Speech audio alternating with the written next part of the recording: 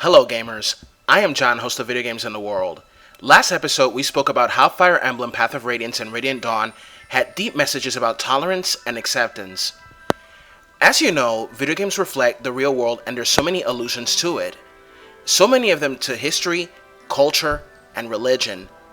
But what about historical conflicts over who would succeed the throne and be elevated to such position of power? And what was the driving force behind these tragic conflicts and those who truly desire power over all? That is what we shall explore in this episode about Final Fantasy Tactics. Now, this is one of my most favorite tactical RPGs ever, but I love Fire Emblem more than this game. No bias intended.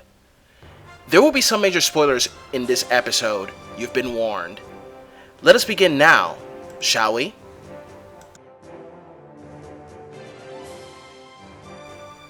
Final Fantasy Tactics takes place in the world of Ivalice. The story takes place after the 50 Years' War between Ivalice and Odalia, in which Ivalice was defeated. The nobility has abandoned the commoners, labeling them as animals. Most of the commoners hated the nobles and formed the Corpse Brigade. The Corpse Brigade was comprised of commoner soldiers who were denied pay in the 50 Years' War. Meet Ramza Beolve, a young man from House Beolve, a noble family with pillars of knighthood.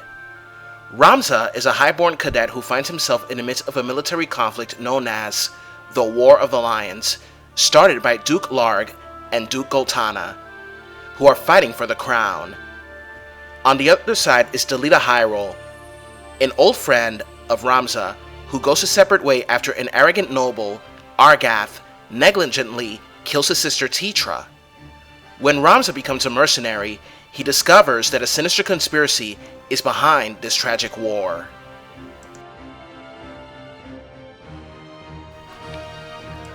The War of the Lions is fought between the Order of the Northern Sky Knights of Duke Larg under the banner of the White Lion, and the Order of the Southern Sky Knights of Duke Goltana under the banner of the Black Lion.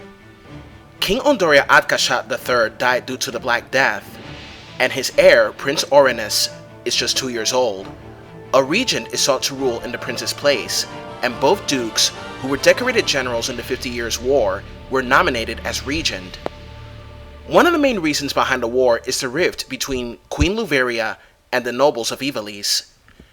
Queen Luveria is regarded as a power-mad queen, Cersei style, who desires her offspring on the throne so that she may rule the kingdom.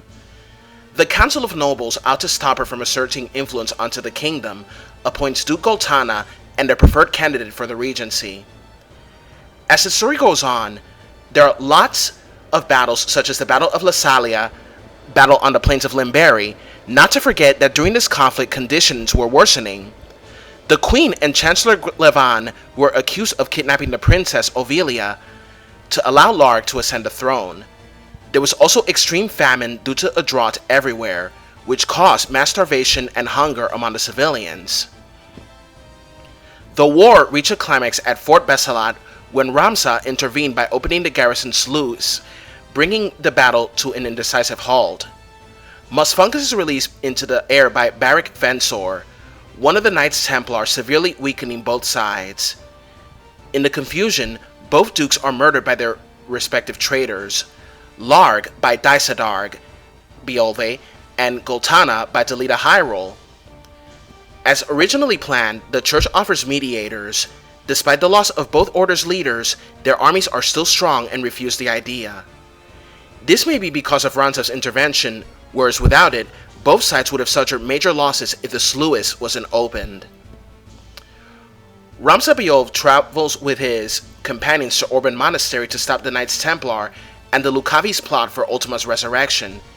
Now, this game has historical allusions and also an anti-organized religion message. Let's dive into the historical allusions now.